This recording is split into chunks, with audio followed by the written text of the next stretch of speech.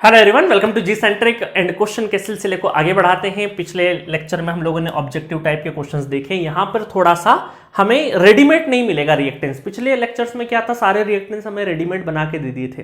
अब थोड़ा सा हमें काम करना पड़ेगा रिएक्टेंसेस पे। There are two 10 MVA generator of a sub transient reactance 15%, ये दो 15% के हैं, and 1 5 MVA generator of sub transient reactance 12%। The generators are connected to the substation bus bar, है ना, connected है bus bar से, from which load is taken through 3 NOMS 5 MVA step up transformer each having reactances of 8%। मतलब 3 transformer load के रूप में है यहाँ पे, ठीक है, और जिनका रेटिंग क्या है, सेम है, 5 MVA 8% रिएक्टेंसेज है। आगे क्या बोला है, calculate the maximum fault MVA with which the circuit breakers on LV side and the HV side में हैव टू डील। इसका मतलब क्या बोला आपको कि calculate the maximum fault MVA। आपको मैक्सिमम फॉल्ट MVA निकालना है LV साइड और HV साइड दोनों। अब देखो, ये जनरेटर से तीनों जनरेटर एक इंटरकनेक्टेड सिस्टम में कॉमन बस बार से कनेक्टेड है। उस बस बार पे फिर अलग अलग फीडर्स जा रहे हैं, ठीक है। उसमें किसी एक के ऊपर, तीनों ट्रांसफॉर्मर एक है, किसी एक के ऊपर भी कर सकते हैं। सपोज करो यहाँ पे इन्होंने F1 और F2 दिया है, तो अब आपको पहचानना LV और HV क्या होगा। तो जनरेटर से जो कनेक्टेड है, डायरेक्टली जो कनेक्टेड होते हैं वो होते हैं स्टेप अप ट्रांसफॉर्मर। मतलब जनरेटिंग वोल्टेज तो लो वोल्टेज होता है और ये हमारा हाई वोल्टेज पर अप करेगा और फिर ट्रांसमिट करेगा हायर वोल्टेजेस पे। तो इसका मतलब है कि ये हमारा LV साइड हुआ, ये हमारा HV साइड हुआ। तो आपको बताना है कि अगर LV साइड में सर्किट ब्रेकर, जाहिर सी बात है यहाँ पूछ क्या रहे हैं, maximum fault MVA with which the circuit breakers on. तो यहाँ पे सर्किट ब्रेकर की अल्टीमेटली रेटिंग पूछी जा रही है आपको कि LV साइड और HV साइड में सर्किट ब्रेकर की क्या क्या रेटिंग आएगी, है ना, क्योंकि फॉल्ट MVA का मतलब क्या, सर्किट ब्रेकर की रेटिंग ही तो है। तो अल्टीमेटली आपको क्या करना है, रिएक्टेंस डायग्राम बनाना है। अब देखो, रिएक्टेंस डायग्राम में अब आपको देखना है कॉमन बेस। तो कॉमन बेस आप देखेंगे तो यहां पर आपको देखना कि दो जनरेटर हैं, दो जनरेटर 10 के हैं और एक जनरेटर 5 का है। तो क्यों ना हम ये 10 वाले को ही बेस ले लेते हैं। तो हमारा जो बेस है, बेस MVA जो है वो कितना ले लेते हैं, 10 MVA ले लेते हैं। तो ये दो जनरेटर की रेटिंग हमें चेंज करने की जरूरत नहीं है, बट इसकी चेंज करने की जरूरत पड़ेगी। तो यहां पर क्या हो जाएगा, XG3 नया पर यूनिट क्या आ जाएगा, पुराना कितना है 12%, है ना, 0.12। MVA न्यू कितना है 10, ओल्ड कितना है, मतलब उसकी रेटिंग 5 दूनी 10, इसका मतलब J0.24, है ना, कितना हो जाएगा, 24% हो जाएगा, ये 24% हो जाएगा। अच्छा, ट्रांसफॉर्मर की भी चेंज करनी पड़ेगी, तीनों ट्रांसफॉर्मर की रेटिंग एक ही है। तो एक ट्रांसफॉर्मर का ले लीजिए, तो ट्रांसफॉर्मर XT का कितना आ जाएगा, 8%, 0.08 MVA न्यू, MVA ओल्ड कितना है 5 है, तो ये कितना हो जाए 5 दूना 10, तो 8 दूनी 16, मतलब 0.16 पर यूनिट आ गई। ठीक है, समझ में आ गया। तो अब ये वाले जो प्रैक्टिस है ये हमें करनी नहीं पड़ रही थी पिछले लेक्चर में, क्वेश्चंस में डायरेक्टली गिवन था कॉमन बेस पे। अब हमें चेंज करना है, बट ये भी फिर भी आसान है क्योंकि ज्यादा डिफिकल्ट नहीं है, क्योंकि दो, ये तीनों की एक दे दी, इन दोनों की एक दे दी, है ना, तो काम आसान हो गया।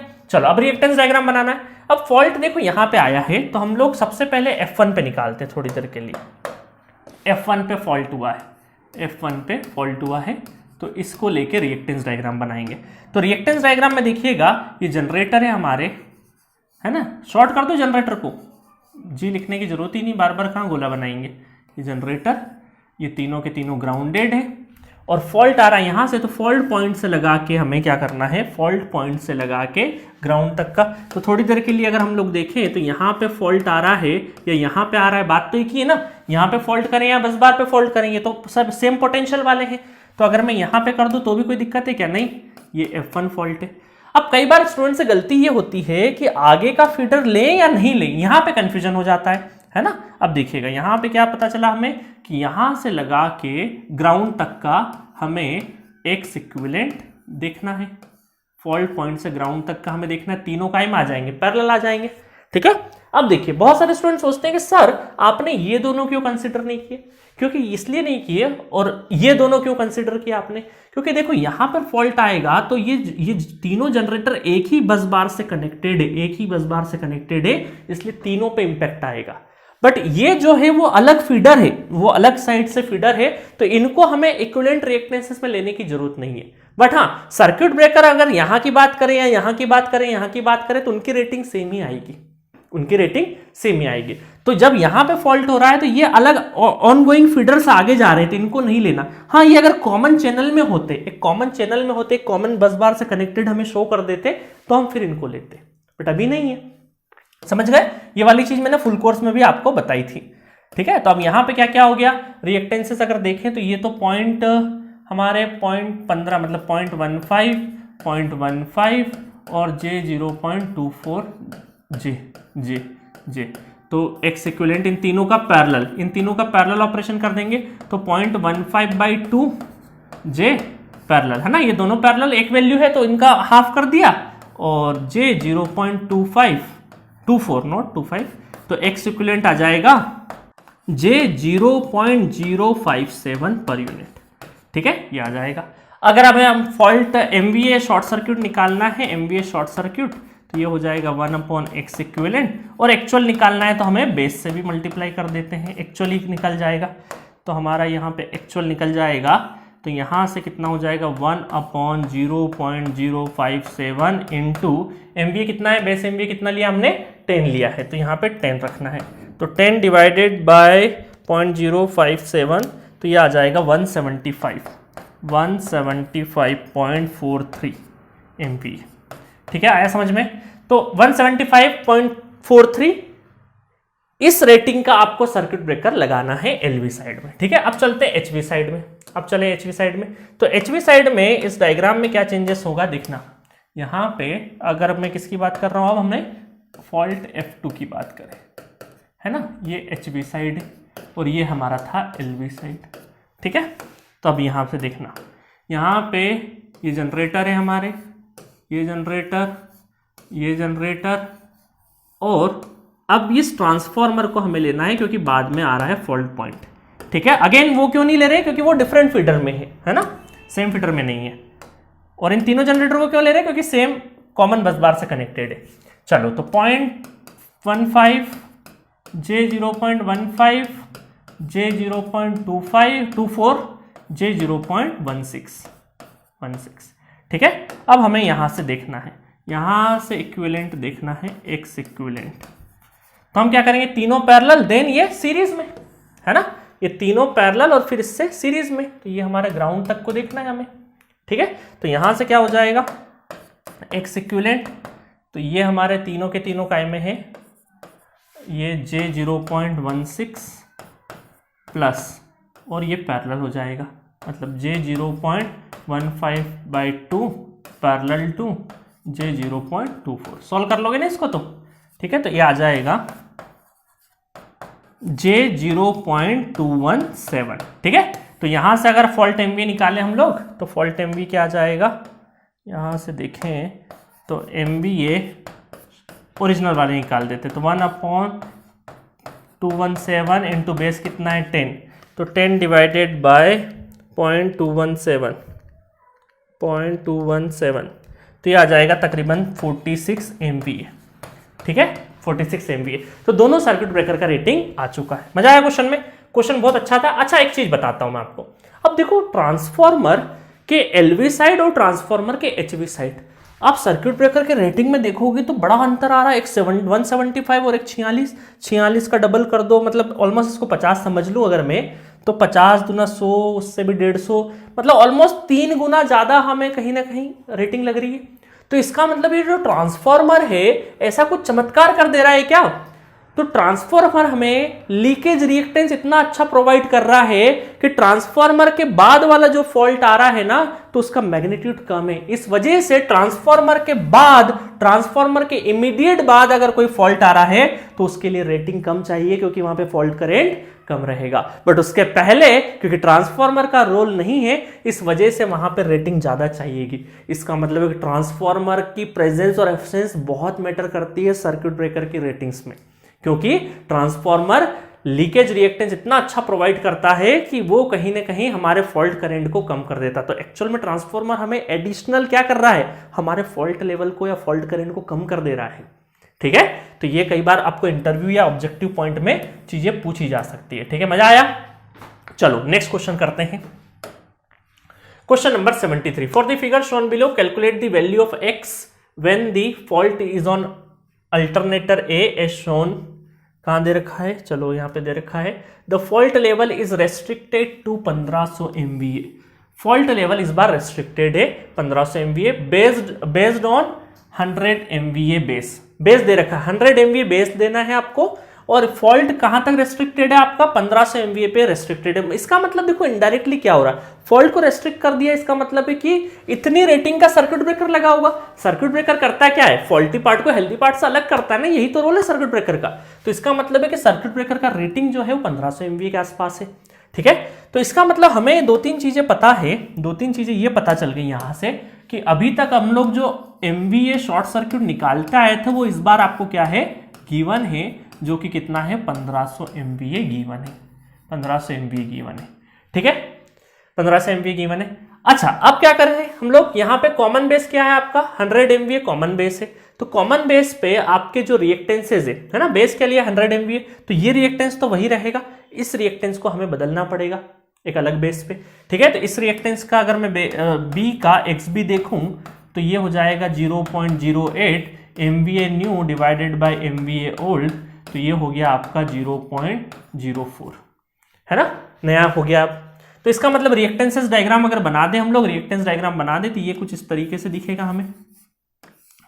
ये रिएक्टेंस डायग्राम बना दिया, ये रिएक्टेंस हमारा, ये ग्राउंड दोनों जनरेटर का, ये 10% या J 0.10, J 0.04, नॉट 8 मत ले लेना है ना, अलग अलग है।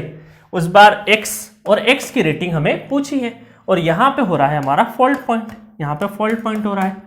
तो इसका मतलब आप देखिए यहां से क्या होगा, देखिएगा यहां से कि यहां से लगा के यहां तक का X इक्विवेलेंट अगर निकाल के देखें हम लोग तो क्या आ जाएगा वो देख लेते हैं। तो X इक्विवेलेंट क्या आ जाएगा हमारा, X इक्विवेलेंट देखें तो ये आ जाएगा J 0.10, और ये दोनों आपके सीरीज में है ना, ये पैरेलल में, यहां फॉल्ट पॉइंट है तो ये दोनों सीरीज में, देन इसके साथ में क्या हो जाएंगे, पैरेलल हो जाएंगे। तो parallel to X plus J 0.04, और ये सबके सब पर यूनिट में है। अच्छा, यहां से पर यूनिट और हमें निकालना क्या है X। अच्छा, इसको आप पर यूनिट में चेंज कर सकते हैं क्या, इसको पर यूनिट में अगर चेंज करना हो तो MVA पर यूनिट में अगर चेंज करना हो आपको तो क्या ये ऐसा हो सकता है हमारा पर यूनिट में। अच्छा, इसको भी पर यूनिट में चेंज करने की भी जरूरत नहीं है, आपको इस तरीके से ले लीजिए कि MVA अगर मुझे पर यूनिट में एक्चुअल जो है, एक्चुअल, चलो थोड़ा सा और बेसिक से चलते हैं। एक्चुअल लिखना तो 1/x इक्विवेलेंट पर यूनिट में इनटू MVA बेस।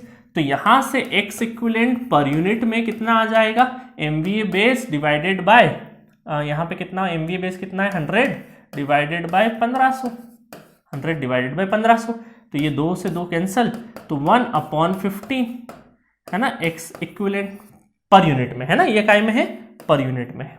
अब ये दोनों के दोनों क्या है, x इक्विवेलेंट है, तो इनको क्या करेंगे हम लोग इक्वेट कर देंगे। इक्वेट कर देंगे तो क्या हो जाएगा, इसको थोड़ा सा और सॉल्व कर लेते हैं, तो ये कितना हो जाएगा J 0.10 into x plus J 0.04 divided by, plus कर ले तो x प्लस है ना, x प्लस ये आ जाएगा आपका, दोनों को एडिशन कर देंगे तो J 0.14, ठीक है, J 0.14 आ जाएगा। ठीक है, अब इक्वेट कर देते हैं, इक्वेट कर देंगे तो ये आ जाएगा 1/15 इक्वल टू ये हो जाएगा J 0.10 x plus J 0.04 divided by x plus J 0.14। तो इसका आंसर आ जाएगा x इक्वल टू 0.16। तो परसेंटेज में देखेंगे तो कितना आ जाएगा, 16% आ जाएगा। ठीक है, अच्छा आपको पर यूनिट निकालना है तो आप J नहीं भी लगाओगे तो भी काम चल जाएगा, है ना, J मत लगाओ भले, इसे आप बिना J के भी सॉल्व कर दोगे तो भी चलेगा, कोई दिक्कत नहीं है। ठीक है, तो यहां से भी J हटा लो भले, इससे कोई दिक्कत नहीं, आप डायरेक्टली बिना J के भी सॉल्व कर दोगे, नहीं तो J में उलझ जाओगे। ठीक है, तो इस तरीके से आप कर सकते हैं कि अल्टीमेटली करा क्या हम लोगों ने, इधर से x इक्विवेलेंट निकाला है ना, विदाउट J निकाल देना इसको, और इधर से जो x इक्विवेलेंट निकल रहा है उन दोनों को हम लोग इक्वेट कर दें, दोनों के दोनों पर यूनिट क्वांटिटीज है, इधर भी J नहीं ले रहे हैं, है ना। अगर अच्छा आपको J में सॉल्व करना तो फिर इधर भी J लेना, अदरवाइज आप बिना J के ही, बिना इमेजिनरी पार्ट के ही सॉल्व कर देना, क्योंकि डायरेक्टली ऑप्शन में आपको क्या चाहिए, परसेंटेज में ही पूछा है। तो ये 16% आ जाएगा, तो इसका आंसर आ जाएगा B is the correct option for this question. मजा आया क्वेश्चन में, क्वेश्चन इस तरीके से पूछे जाते हैं आपसे, ठीक है। चलिए नेक्स्ट क्वेश्चन की तरफ बढ़ते हैं। चलिए नेक्स्ट क्वेश्चन देखते हैं, क्वेश्चन नंबर 74। ये हमारा लास्ट क्वेश्चन इस सीरीज का, ठीक है, इस लेक्चर का। मतलब the 11 kilovolt bus bar of power system are in 2 section interconnected through a current limiting reactor X. Each section of bus bar is fed from a 2 11 kilovolt to 25 MVA generators, each having sub-transient reactance of 18%. On its rating, the MVA rating of the circuit breaker is 500. Find the reactance of the reactor to prevent the circuit breaker from being overloaded if the symmetrical 3-phase fault occur at one of the outgoing feeder is. देखिए question बहुत अच्छा है। यहां पर क्या बोला है कि एक रिएक्टर को दो अलग अलग जनरेटर के सेट है, इधर का भी जनरेटर उधर का जनरेटर, और जनरेटर का मेरे ख्याल से 11 किलोवोल्ट और 25 MVA रेटिंग सबकी सेम है, और एक रिएक्टर लगा है। और यहां पर बोल रखे हैं कि जो रेटिंग है सर्किट ब्रेकर का, जो रेटिंग है सर्किट ब्रेकर का जो रेटिंग है वो कितना है, 500 MVA है ना। अब आपको क्या बताना है कि इस रिएक्टर की वो वैल्यू बताइए जिससे कि सर्किट ब्रेकर 500 MVA से ज्यादा नहीं हो, मतलब यहां जो भी फॉल्ट लेवल आ रहा है वो 500 MVA से ज्यादा नहीं हो, मतलब ओवरलोडेड नहीं होना चाहिए। इसका मतलब आपको ये करना है, जो पिछला क्वेश्चन किया है उसका ही कॉपी पेस्ट है, कि आपको वो रिएक्टर की वैल्यू बतानी है ताकि ये सर्किट ब्रेकर का, तो अल्टीमेटली ये क्या है, सर्किट ब्रेकर का रेटिंग ही तो है 500 MVA। तो हमारे पास एक चीज तो आ चुकी है कि सर्किट ब्रेकर का जो रेटिंग है MVA शॉर्ट सर्किट जो है वो हमारे पास आ चुका है 500 MVA। इसका मतलब हमें क्या करना है, यहां से आप देखिए 500 MVA आ चुका है, तो यहां से आप सर्किट ब्रेकर को थोड़ा सा पर यूनिट में कन्वर्ट करें, थोड़ा सा अलग चलते, चलो पर यूनिट में कन्वर्ट करें अगर, है ना, थोड़ा अलग मेथड से चलते हैं। तो बेस कौन सा ले रहे हैं हम लोग, बेस यही ले रहे हैं, तो इसको पर यूनिट में कन्वर्ट करें अगर हम लोग, MVA शॉर्ट सर्किट की रेटिंग को पर यूनिट में कन्वर्ट करें तो एक्चुअल अपॉन क्या हो जाएगा, base, actual upon base, base हो जाएगा। तो ये कितना हो जाएगा, 25 दूना 50, 20 पर यूनिट हो गया, है ना। इसको थोड़ा सा अलग करा रहा हूं, वैसे प्रीवियस मेथड से भी कर सकते, कोई दिक्कत नहीं है। तो इसका मतलब है कि MVA short circuit per unit में आ गया है 20 पर यूनिट, हमने इस एक्चुअल वैल्यू को पर यूनिट में कन्वर्ट कर लिया है, ठीक है। अब यहां से अगर हम लोग देखें, इस रिएक्टेंस डायग्राम को देखें, तो 2 जनरेटर इधर है, 2 जनरेटर इधर है, तो ये रिएक्टेंस डायग्राम कुछ इस तरीके से बन जाएगा। ये 2 जनरेटर इधर है, एक रिएक्टर यहाँ पे है, अगेन 2 जनरेटर यहाँ है, 2 जनरेटर हमारे यहाँ है, और यहाँ पे हम ये बोल सकते हैं क्या रेटिंग है हमारी, इन सबकी 18% है। तो इसका मतलब है कि ये बोल सकते हैं हम लोग J.18, ठीक है, J में ले लो इसको, J में ले लो, J.18J और J.018J, ठीक है, ये है X। तो यहां पे आ जाएगा फॉल्ट पॉइंट और ये हमारा ग्राउंड, ठीक है। अब देखो यहां से क्या है, 2-3 चीजें आपको समझ में आएगी, इसको रिड्यूस करना है अब हमें। तो फॉल्ट पॉइंट से ग्राउंड तक का X इक्विवेलेंट देखना है आपको, X इक्विवेलेंट देखना है फॉल्ट पॉइंट से ग्राउंड तक का। इसको थोड़ा सा मैं ऐसे कर देता हूँ, X इक्विवेलेंट। तो अब ये देखो, ये दोनों काय में है, पैरेलल है ना, पैरेलल है दोनों के दोनों, है ना, ध्यान रखना। इस फॉल्ट पॉइंट से इस ग्राउंड तक का देखना है, तो ये दोनों आपस में क्या है, पैरेलल है, तो इक्वल वैल्यू है। तो हम सबसे पहले तो, क्योंकि ये एक ही पोटेंशियल है, तो हम ये बोल देंगे कि एक ही पोटेंशियल है फॉल्ट पॉइंट हमारा, इस फॉल्ट पॉइंट को क्लब कर दिया, एक ही पोटेंशियल है, और ये चीजें रिड्यूस कर दी हमने। तो 18 का कितना हो जाएगा, J0.09, ठीक है। और फिर इधर से ये दोनों काय में हो जाएंगे हमारे पैरेलल में, तो J0.09, और फिर ये क्या हो जाएगा, रिएक्टर हमारा, रिएक्टर जो है वो हो जाएगा इस तरीके से।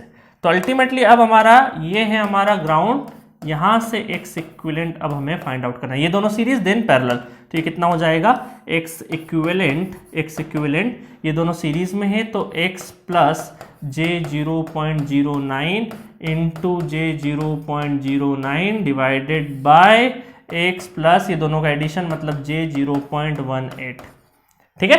तो ये हो गया X इक्विवेलेंट हो गया। तो MVA पर यूनिट में सारा MVA पर यूनिट अगर निकालना है तो ये कितना हो जाएगा हमारा, 1/X इक्विवेलेंट। तो 1/X इक्विवेलेंट, तो ये वाला इसको अपॉन में करेंगे तो नीचे वाला डिनोमिनेटर ऊपर, X plus J0.18 divided by, नीचे आ जाएगा पूरा पूरा 0.09 और X प्लस J0.09, ठीक है।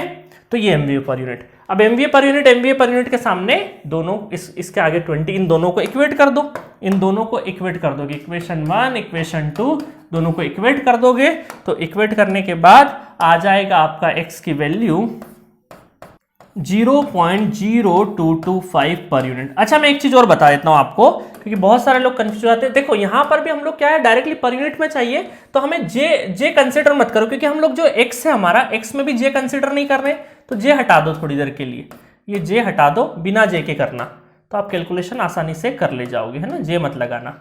अब ये तो कंफ्यूज नहीं है, तो कहां लगाना कहां नहीं लगाना। देखो जब x निकालना, रिएक्टर निकालना होता है, तो रिएक्टर के साथ में हम जे नहीं लेते तो बाकी सबके साथ भी जे नहीं लेंगे, तो अल्टीमेटली हम जल्दी आंसर निकाल लेंगे।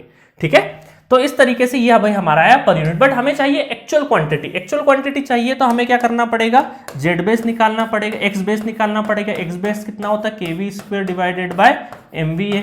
तो केवी कितना है, बेस कितना है हमारा, बेस है हमारा 11 किलो वोल्ट हमारा बेस है, 25 MVA। तो हम यहाँ से क्या करेंगे, 11 है तो 11 का स्क्वायर डिवाइडेड बाय 25।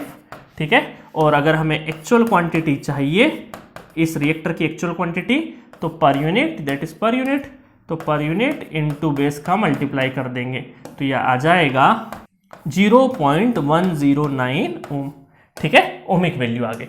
मजा आया क्वेश्चन में। तो क्वेश्चन बहुत ही डिफरेंट काइंड का था। देखो पिछला क्वेश्चन हम लोगों ने क्या किया था, एक्स इक्विवेलेंट कर दिया था, है ना, और यहां पर भी एक्स के साथ में जे नहीं ले रहे थे, तो बाकी सब जगह भी जे मत लेना।